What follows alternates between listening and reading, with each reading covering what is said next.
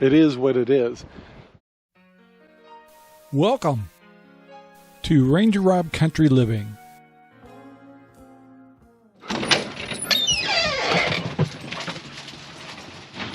Good morning, everyone, and welcome to the RangerRob Country Living channel. Homestead, prepping, all kinds of things we like to talk about here. And it still seems to be a sparkling day here in Central Oregon. Definitely cooler. Did not record over the weekend. Haven't been putting the camera in my wife's face too much. But yeah, we got a lot of things done. We finally got our hay unloaded and taking care of piggies. Kind of designing a little bit some of the things we'll be doing with the back property. Taking it easy. Got the lawns all mowed. Sherry loves to do that. Cut down more corn and stuff for treats for the piggies and stuff. And yeah, get to see our neighbor came over and stopped by. I wanted to know if they could have some of our corn stalks for Halloween decorations. It was like, hell yeah. So yeah, so you know, I know you guys, we all know that the news is insane and inconcerning, and I guess the message I kind of like, you know, they talk about nuking and they're talking about economics and all these things, and the only thing I've kind of came up with, and I think the rest of if you don't want to go insane, is you just do what you can do, and it is what it is. I think really one of the big things that will come up that we have some empowerment is, and everybody needs to step up, is voting. And don't necessarily, please don't vote because somebody is nice and maybe the other, vote by someone who can get things done. So doesn't mean that might be somebody you like personally. Now yeah, I mean, for example, Trump's a good example. You may not like him or whatever, but if he gets the job done, great. If there's other choices like DeSantis and some of the other out there, those are great choices too. We don't know what the cards are going to be dealt. Right now, we just see what's going on right now. But the point is, pick somebody that's going to help us get our schools straightened out, get our economics straightened out, get our power and energy straightened out, stuff like that. So that's something we could do. And the other part is just taking care of your household. Be a little more prepared, have some extra food, be prepared because of the cards that are dealt to us right now. Maybe have a generator, just little backups. Just a couple basic things to ask yourself. Can you heat up water if you had no power? And can you heat your home or have some kind of form of heat? Whether it's a wood stove or whether it's a Mr. Buddy heater or whatever. Do you have an RV in your yard that maybe you could live in that and for a while until power came back on? Can you protect the food that's in your freezers? Things like that. So yeah, those are the things that we can do. The rest of it, you know, we can't really do anything about. All we can do is be prepared to the best of our abilities based on our resources. And yeah, what else can you do? Are you gonna stay up every night and worry that they're gonna drop a nuke on you? Well, I can only hope it's either it's instant or I'm far enough away, and help those that are in need or displaced and things like that. But yeah, the other thing I think is if I had a choice, I had a say in the matter, I'd say learn to get along with everybody, and please stop listening to all this racism stuff. Just embrace everybody as an individual. And yeah, that's how it was getting, and then it's been destroyed. And I think all of us just need to work a little harder to make sure that we embrace everybody, that no programs, no specialized things for certain groups of people, and get back to us Americans, all of us working together. And it doesn't matter what shape, size, color you happen to be. We just do what we need to do and get along and try to get to know one another, and try to enjoy the positivities of what everybody's talents are and skills. But yeah, it's a lot of stuff. It's a lot of stuff. And the other thing I kind of wanted to talk about is, why did we choose this kind of lifestyle? First of all, I have to get the tractor out. So, sometimes I wonder if this is a lifestyle. I mean, it was a lot easier living in Mesa, Arizona, where I just had a regular house, and I didn't have to take care of all these animals and stuff. But there's a lot of fulfillment of what we're doing here, and trying to be more self-sufficient. And if things are tough, I think Sherry and I could sustain ourselves pretty good without being an obligation to the other people and the government and things like that. So I would think that's how they'd want us to be, all a little bit self-sufficient. I mean, you don't have to go overboard, but just enough to be able to hold on for a couple of weeks if our power was out, or we didn't have food, or the grocery stores or the banks were messed up or something, that we could get by. And that's kind of been our goal. So I don't know. Anyway, I've got to get into the shop, get the tractor out, because I got to haul food back to the piggies and all the other critters out there. So yeah, let's get that done. All right, guys, I got the tractor loaded up. It's all the feed I got left. Tomorrow's Tuesday, so I'll be getting more feed. So it's all gone. We'll load up the cans in the back and get our animals all fed. All right, guys, I'm in the back now. Just brought the load to fill up the cans back here. I gotta try to remember, I gotta give minerals to the piggies today. This, let's see, sometime this week I have to deworm or worm the piggies over here, because 4 of them are getting delivered this weekend. So that's exciting, happy for them. I got some very excited clients. One's coming from Eugene, and yeah, be tickled pink to get their piggies to them. And yeah, so I gotta get this can filled up and start feeding pigs. Yeah, we turned out, I think we decided to up the food quantity for the 9 piglets right here. We were giving them 2 scoops of food, which is equivalent to 3 pounds each, which is 6 pounds in the morning and 6 at night. And they're devouring the food. They're eating like pigs. So we're gonna up them up 3 more pounds, or 1 more scoop basically, which we're talking about one of these guys. So we put 2 scoops in one of the buckets, 1 scoop there, and I actually go to those 9 piglets. Well, the other 5 piglets in the back, they're getting 2 scoops. All the adults get 1 scoop apiece, and that's just in the morning. And we do this twice a day. So if you're gonna have pigs, you're gonna be giving them food. Lots of food. Yesterday we gave them a whole lot of veggies. They've been eating corn. Sparky got some strawberries. He loves strawberries. They got some melons and tomatoes. Oh, and Sparky loves tomatoes too. So yeah, we still getting tomatoes. So kind of amazing. So anyway, I've got all their food mixed out here. We're gonna take it around, get all these guys fed. All right, we got all the pigs fed, starting to water everybody up, and they're all doing well. So like I said, this weekend we're gonna be doing some pig deliveries, and that's cool, because those guys over there just hit the 8-week mark. They're ready to get their new homes. We do have 5 piglets left, 4 females and 1 male.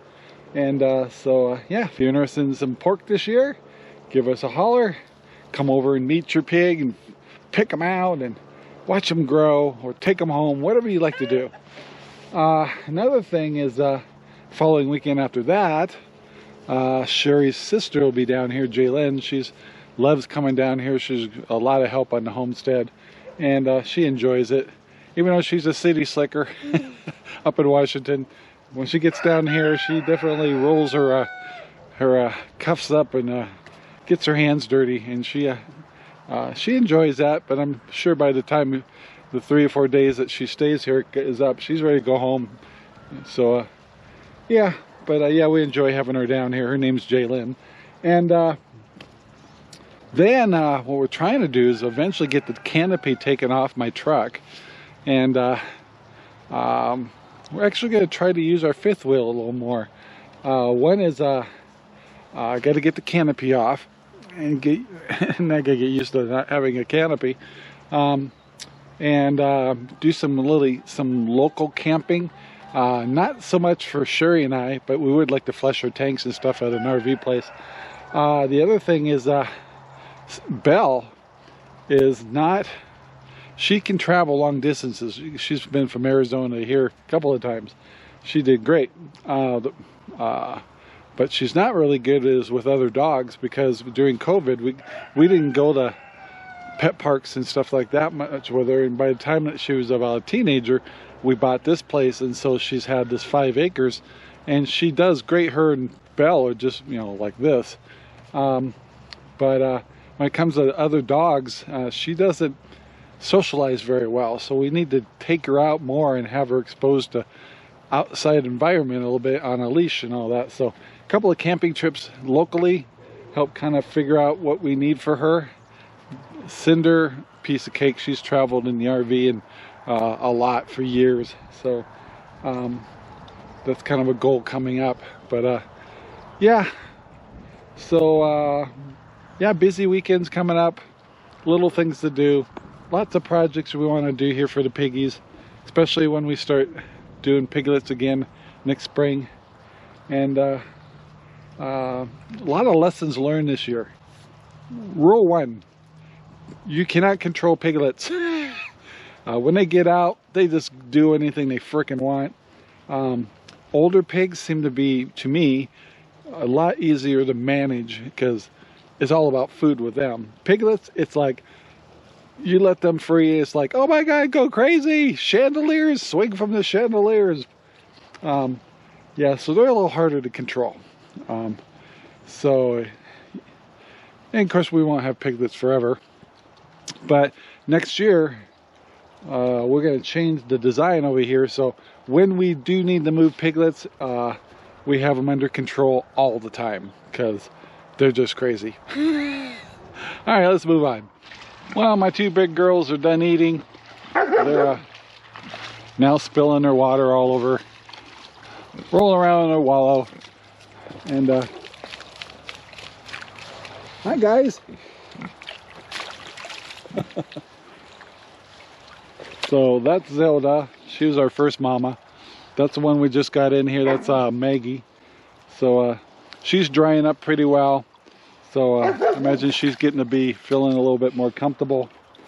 And Zelda's getting ready to hit the other side with mud.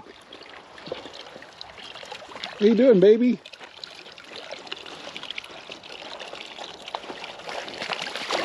She's starting to look like a regular pig now. So we're probably going to get the 2 of these breeded somewhere around the December time, which means we'd have March, April babies. And I gotta be careful, because when she stands up, she's gonna shake. She sprays mud really well. And then we have her 3rd mama coming in, but she'll be a small gilt, so she won't even be able to have, probably, I don't know, maybe by April, so we could actually breed the new one. So we do have a new pig coming. I don't know the date yet, but I think it's black and white also. And so yeah, I thought I'd just let you see what's going on with piggies. They're doing good. And Hey Zelda. Hey baby. So yeah, they're happy, content. I think they definitely like the cooler weather. I mean, we still have been in the 70s or 80s, but not like before in the 90s and the 100s. So yeah, also I thought I'd give you a close-up of the little guys over here. These are our older piglets. These are our keepers. 3 of them are sold to clients. 2 of them are me and Sherry's. And yeah, let's get a closer look. Hi guys. Hi. Holy moly. You guys are friendly. You're friendly piggies. What are you doing? Hi. I say hey to the cameras, huh? You guys still eating, huh? You guys are pigs. You guys are little pigs. I have to laugh. One of our clients, we call this pig right here Charlotte, and Charlotte was one of the smaller pigs, and I don't know what the heck happened, but now he's bigger than all of them. So he's a good-sized pig. You're a good-sized little pig. Yes, you are. Hi. Are you not getting enough attention? And today, hi. Stop. Today we're going to be bringing some hay out to these guys, and they're very affectionate pigs. These ones Sherry handled a lot, and so they like people a lot, so it makes it kind of nice. But sometimes they get a little bit under your feet and stuff. You gotta be careful. But yeah, they're doing really well, and they're gonna be, I bet you they're all over 30 pounds. And boy, they love to eat. Well, I stopped in here in the greenhouse. Yes, I still got the Dutch bucket system running, and believe it or not, I'm still getting tomatoes. So not as abundant as before, but yeah. So I've been only turning the fans on in here in the afternoon. I actually have a couple of Cherokee purples growing in here, and so yeah, there's still tomatoes coming. So it just doesn't want to stop. It's the middle of October, so that seems pretty weird. I got some San Macinos over here coming in. More tomatoes. Lots of tomatoes in here. You can see them right here. And San Macinos in here. Little batch right here. More up there. So yeah, they're still coming. That's amazing. Alright guys, let's go. I just checked the chickens next door. Got them fed. They're all set. Turn on the fan in here and go check on the chickens over on the other side.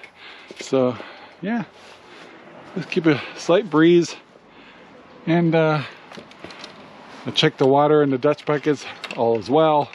So let's move on. Now we do have a new problem over here. We keep the power on because we lost some chickens the other day, but see if I can get this open with one hand.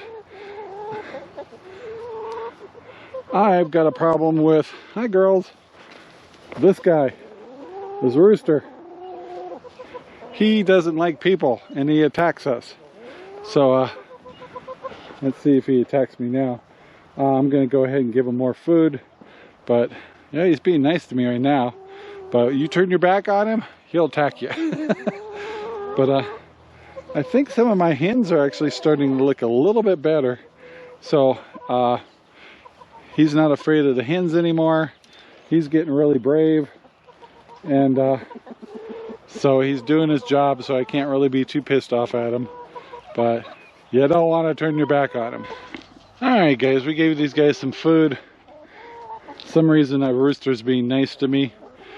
But yeah, if I get too close, he'll start jumping at me, getting all fluffed up. The other rooster in the other pen over there, He seems to be all right with people. But this guy, I guess he had to toughen up with these particular hens. But a lot of them still look kind of scruffy. But I notice a lot of feathers are coming back. So maybe he's actually fixing the problem. I hope so, because these guys need their feathers before winter gets here. Alright guys.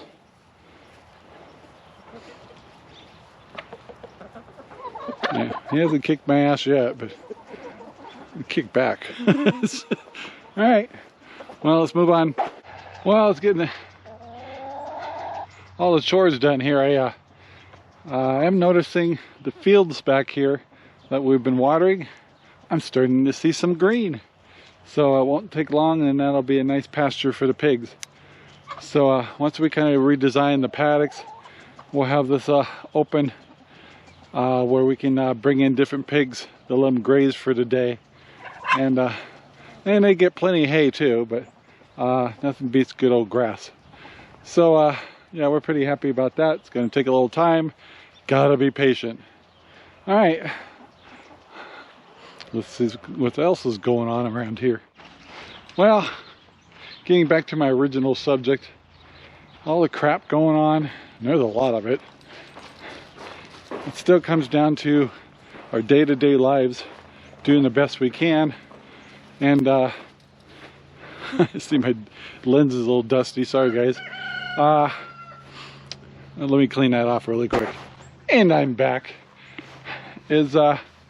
One of the things that Sherry and I have noticed is we've got to minimize how much news we watch, because the news is just insane. It was mostly a lot of bad stuff. Now it's almost completely bad stuff. So don't inundate yourself with too much news, people. You go nuts. Focus on the now and of course future things, but do what you can for yourselves, and that's about all we can do. Anything else that happens is evil. A lot of us know how to deal with it, and make sure we have some extra food and precautions in case we have problems, and be smart and be happy, and of course put our faith in God. Sure in heck won't hurt a bit, will it? So come on, guys, get on board. So anyways, yeah, I don't want to get too much into fear-mongering stuff. It's really more of just being smart, being prepared. Our grandmas and grandpas used to do that, and it doesn't hurt for us to do it.